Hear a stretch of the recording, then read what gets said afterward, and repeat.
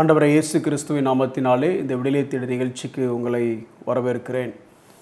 அறிவோம் ஆண்டவரை, தெரிந்து கொள்வோம் தேவனை என்கிற தலைப்பின் கீழே தேவனை பற்றி நாம் கற்றுக்கொண்டிருக்கிறோம்.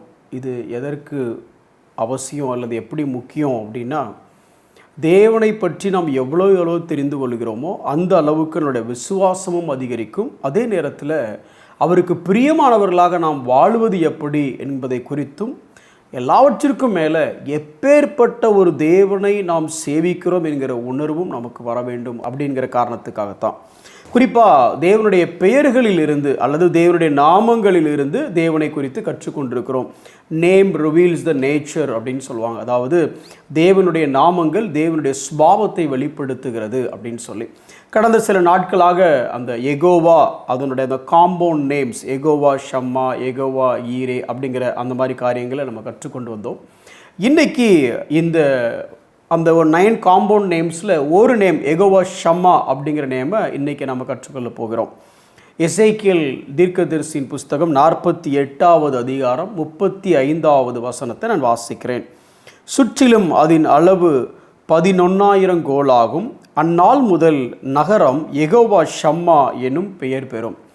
இந்த எசேக்கியேல் தீர்க்கதரிசியினுடைய அவர் எழுதிய இந்த வசனத்தில் அந்த எகோவா ஷம்மா அப்படிங்கிற ஒரு வார்த்தையை தான் நம்ம தியானிக்க போகிறோம்.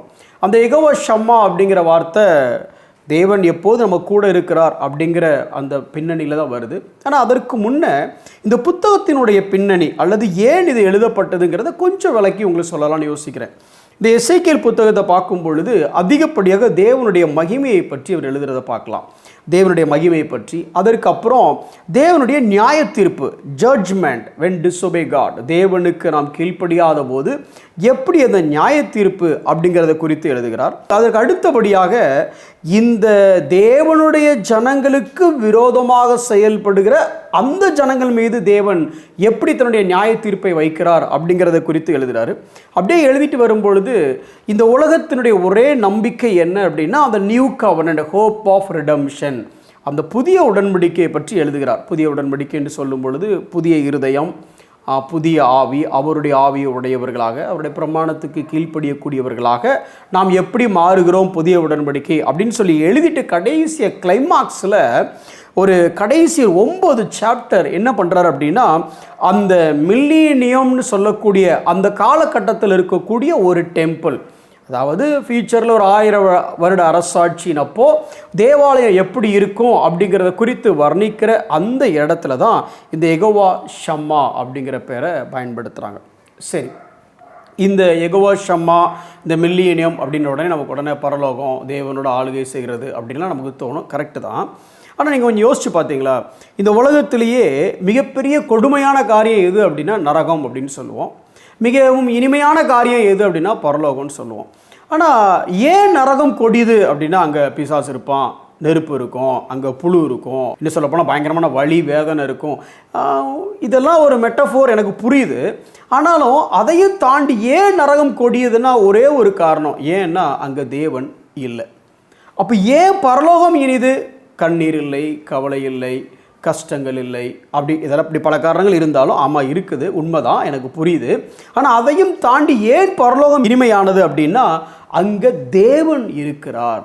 அப்போது ஒரு இடம் நரகமா அது பரலோகமா அப்படிங்கிறது எதை பொறுத்து இருக்குதுன்னா, பிரசன்ஸ் ஆஃப் காட், தேவன் அங்கே இருக்கிறாரா இல்லையா. இந்த எகோவா ஷம்மாங்கிற வார்த்தை தேவன் எப்போது நம்ம கூட இருக்கிறார் அப்படிங்கிற ஒரு பதத்தில் தான் வருகிறது. சரி, தேவன் எப்படி இருக்கிறார், அல்லது இந்த உலகத்தில் மனுஷனுக்கு மிகப்பெரிய நம்பிக்கை என்ன அப்படின்னா, தேவன் என் கூட இருக்கிறார் அப்படிங்கிறதா மிகப்பெரிய நம்பிக்கை.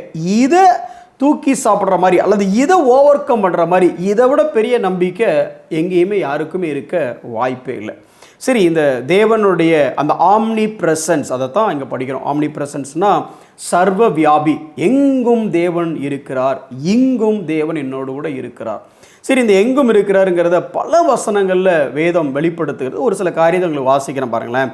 எரேமியா 23வது அதிகாரம் 23, 24 வாசிச்சிங்க அப்படின்னா, அவர் பரலோகத்தை பூமியை மொத்தத்துக்கு நிரப்புறாராமா. அப்போ அவருக்குள்ளே தான் எல்லாமே இருக்குது, அவருக்கு வெளியில் எதுவுமே இல்லை.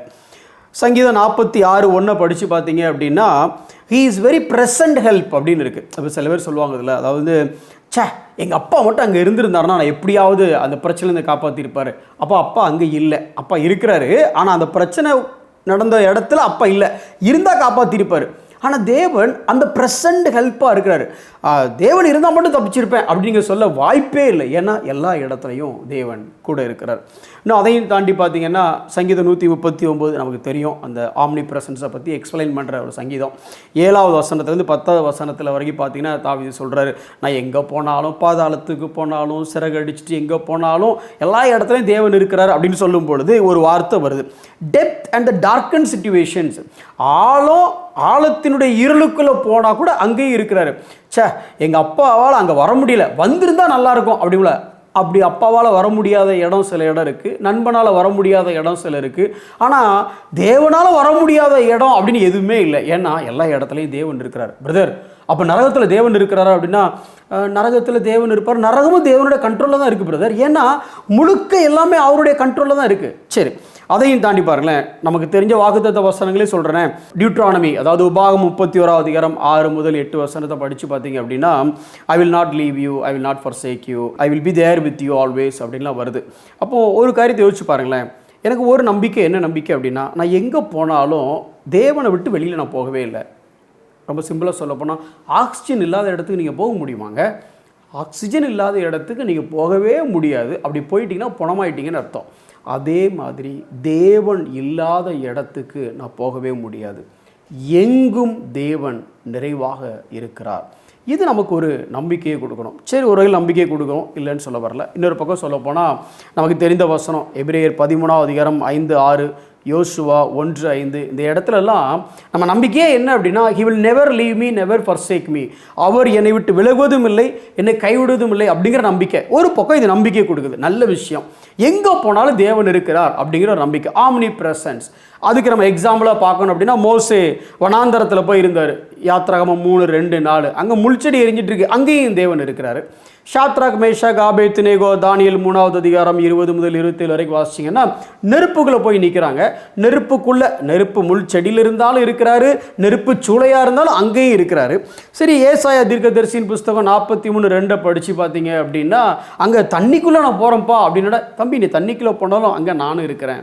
பேதுரு தண்ணிக்குள்ளே விழும்பொழுது, சீஷர்கள் படகுல போகும்பொழுது, அலைக்கழிக்கப்படும் பொழுது அங்கே தேவன் வர்றதை நம்ம பார்க்குறோம்.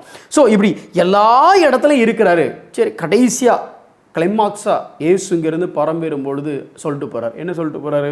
மத்தேயு 28வது அதிகாரம் 20வது வசனம், I am with you always அப்படின்னா, எப்போதும் நான் உன் கூட இருக்கிறேன். இதுதான் அவருடைய லாஸ்ட் ஸ்டேட்மெண்ட், அல்லது இப்படி வச்சுக்கலாம் ஒரு ஃபேர்வெல் ஸ்டேட்மெண்ட். அப்படின்னா எப்போதும் நான் உன் கூட இருக்கிறேன், நான் உனக்காக இருக்கிறேன். இதுதான். இதை கேட்கும்போது நமக்கு ரொம்ப சந்தோஷம் வரும். அப்பாடா, தேவன் என் கூட இருக்கிறாரா, எனக்கு பயம் இல்லை, எனக்கு கலக்கம் இல்லை, சந்தோஷம், என்னை எதிர்த்து யாரும் நிற்க முடியாது. If God is be for us, who can stand against us, what can stand against us. எனக்கு எதிராக என்ன நிற்கும், எனக்கு எதிராக யார் நிற்பா? சூப்பர் ஆண்டவரே, பிரைஸ் காட், ஹல்லேலூயா, ஃபேண்டாஸ்டிக். ஆனால் இது நாணயத்தினுடைய ஒரு பக்கம். இன்னொரு பக்கம், இந்த தேவன் எப்போதும் அவங்க கூட இருக்கிறாருங்கிற உணர்வு உங்களுக்கு இருந்துச்சுன்னா பாவம் செய்ய தோணுமா? மீறுதல் பண்ண தோணுமா? இந்த தேவன் எப்போது நம்ம கூட இருக்கிறார், நம்மளை பாதுகாப்பதற்காக, நம்மளை நடத்துவதற்காக, நம்மளை போஷிப்பதற்காக, நமக்கு போதிப்பதற்காக, நம்மளை உயர்த்துவதற்காக, தாங்குவதற்காக, ஏந்துவதற்காக, சுமப்பதற்காக, தப்புவிப்பதற்காக தேவன் நம்ம கூட இருந்து கொண்டே இருக்கிறார். எவ்வளவு ஆழத்துக்கு போனாலும், எவ்வளோ இருளுக்குள்ளே போனாலும், மரண இருளின் பள்ளத்தாக்கிலே நடந்தாலும் சரி, தேவன் அங்கேயும் இருக்கிறார். தண்ணீர்களோட நடக்கும்போது இருக்கிறார், எல்லா இடத்துலையும் இருக்கிறாரு. ஆனால் நாம் இதை எப்போ யோசிக்கிறோம் அப்படின்னா, எப்பெல்லாம் பிரச்சனை வருதோ அப்போ தான் யெகோவா ஷம்மா அப்படின்னு யோசிக்கிறோம். ஏன் பாவத்துக்குரிய எண்ணம் வரும்பொழுது, இல்லை பாவத்திற்கான ஒரு சோதனை வரும்பொழுது ஏன் இதை நம்ம யோசிக்கிறது இல்லை? யோசேப்பு யோசித்த மாதிரி நம்ம ஏன் யோசிக்கிறது இல்லை? யெகோவா ஷம்மா. இந்த எண்ணம் நமக்குள்ள அதிகமாயிட்டு போக போக, தேவன் நம்ம கூட இருக்கிறாருங்கிற எண்ணம் அதிகமாக பாவத்தை குறித்த ஒரு வெறுப்பும், பாவத்தை குறித்து விலகி ஓட வேண்டிய எண்ணமும் நமக்குள்ள அதிகரிக்கும். தேவாலயம்னு சொல்லக்கூடிய அந்த கட்டடமாகிய சபைக்குள்ளே நம்ம வாழ்கிற வாழ்வுக்கும், நம்முடைய வீடுன்னு சொல்லக்கூடிய அந்த கட்டடமாகிய அந்த இல்லத்துக்குள்ளே வாழ்கிற வாழ்க்கைக்கு எவ்வளோ வித்தியாசம் இருக்குதுல்ல? ஆனால் உங்களுக்கு ஒன்று தெரியுமா? அந்த கட்டடத்துக்குள்ளே, ஆலயம் என்று சொல்லக்கூடிய அந்த கட்டடத்துக்குள்ளே இருக்கக்கூடிய அதே தேவ பிரசன்னம் வீடுன்னு சொல்லக்கூடிய அந்த கட்டடத்துக்குள்ளே இருக்கிறது. எனக்கு அருமையான சகோதரனே சகோதரியே, இந்த ஒரு தாட், யெகோவா ஷம்மா, எங்கே போனாலும் தேவன் இருக்கிறார், அந்த உணர்வோட நம்ம வாழ்க்கையை நம்பிக்கையோடும் அதே நேரம் பயபக்தியோடு வாழ்வோம். கண்களை மூடி நாம் செபிப்போம்.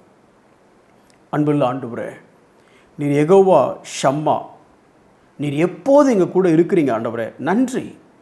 அது எங்களுடைய பாதுகாப்பு, எங்களுடைய வெற்றி, எங்களோட நம்பிக்கை.